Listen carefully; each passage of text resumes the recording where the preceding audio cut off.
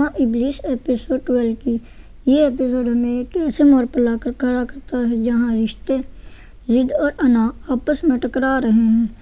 اس قسط میں انابیہ کا اصل چہرہ آہستہ آہستہ سب کے سامنے آنا شروع ہو جاتا ہے اور کہانی ایک خطرناک سمت میں بڑھتی ہوئی نظر آتی ہے۔ یہ ایپیسوڈ صرف مکالموں کا نہیں بلکہ طاقت، کنٹرول اور جذباتی بلیک میلنگ کی ایک گہری جھلک ہے۔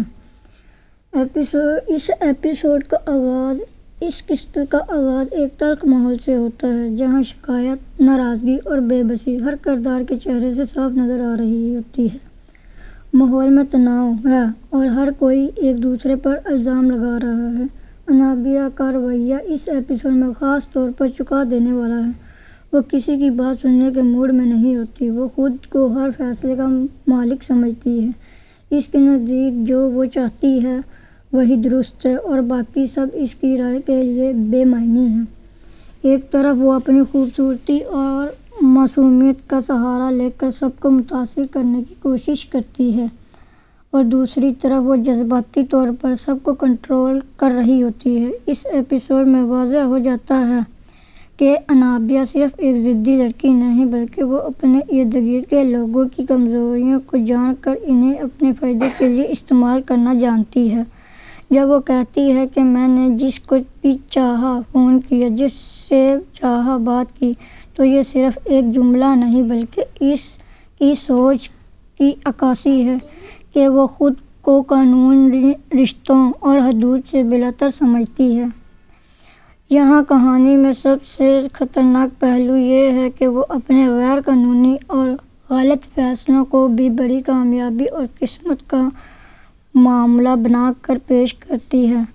اسے لگتا ہے کہ وہ جو کچھ بھی کر رہی ہے وہ درست ہے، چاہے اس سے کسی کی زندگی برباد ہی کیوں نہ ہو جائے۔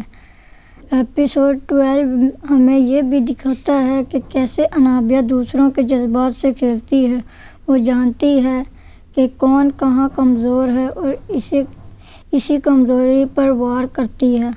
ماں کا ذکر، خاندان کی عزت اور رشتوں کا دباؤ، سب کچھ وہ اپنی مرضی کے مطابق موڑنے کی کوشش کرتی ہے۔ اس لیے یہ سب ایک کھیل بن چکا ہے جس میں وہ خود کو فاتح سمجھتی ہے، لیکن ناظرین کے لیے یہ واضح ہے کہ یہ کھیل زیادہ دیر تک نہیں چل سکتا کیونکہ جس طرح وہ رشتوں کو توڑ رہی ہے اسی طرح اس کے خلاف نفرت اور سچائی بھی آہستہ آہستہ جمع ہو رہی ہے۔ اس قسط کا سب سے بڑا موڑ یہ ہے کہ اب انابیہ کے فیصلے صرف اس حد تک محدود نہیں رہے۔ اس کے اعمال کا اثر اب پورے خاندان، تعلق اور عزت پر پڑنے والا ہے۔ یہاں سے ڈرامہ صرف ایک محبت یا ضد کی کہانی نہیں رہتا بلکہ یہ طاقت اور انجام کی کہانی بن جاتا ہے۔ ناظرین کو یہ احساس ہونے لگتا ہے کہ انابیہ جس راستے پر چل رہی ہے وہ اسے ایک خطرناک انجام کی طرف لے جا سکتا ہے۔ اگلی قسط میں کہانی ایک نئے دھماکے کی طرف بڑھتی نظر آئے گی۔ کیا انابیہ کے راز سب کے سامنے آ جائیں گے؟ کیا خاندان کو اس کے اصل چہرے کا اندازہ ہو جائے گا؟ کیا وہ